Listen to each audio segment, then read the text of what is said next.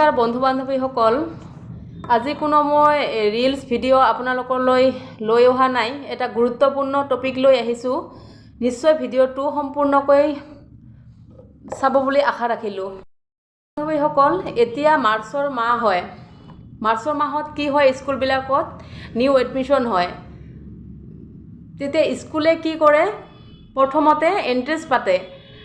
প্ৰথমতে এটা পৰীক্ষা পাতি লয়, তাৰপিছত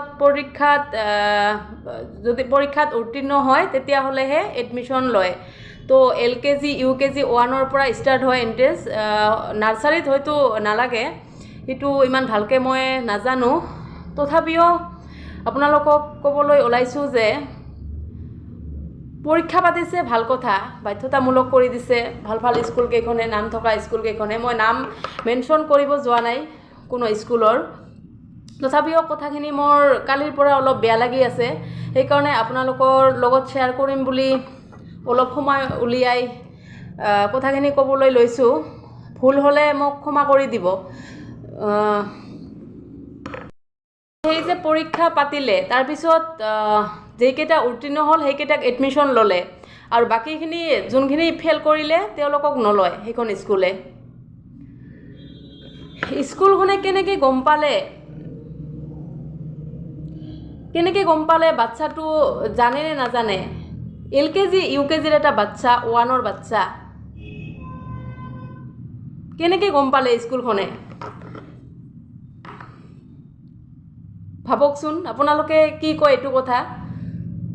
মই নিজে ভুক্তভোগী হয়, আৰু মোৰ কালি এজনী বান্ধৱীৰ ছোৱালী হয়, তাই এডমিশ্যন ক'তো পোৱা নাই।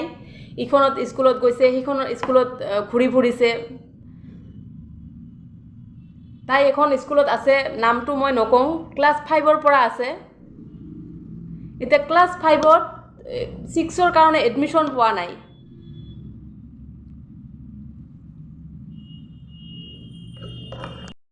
আৰু ভাল স্কুল, ভাল কথা। স্কুলত গ'ল, এডমিশ্যন পালে, তাৰপিছত হোম টিউশ্যন আকৌ কিয় লাগে? ইমান নাম থকা স্কুলখনে কিয় বাচ্চাটোক চাৰিওদিশে মানে প্ৰস্তুত কৰিব নোৱাৰে? আৰু হোম টিউশ্যন লাগিব, তাৰপিছত ঘৰত গাইডনেছটো সেইটো বেলেগ কথা, সেইটো দিবই লাগিব। হোম টিউশ্যন 2টা 3টা প্ৰত্যেকটো চেপ্টাৰত টিউশ্যন কিহৰ কাৰণে লাগে?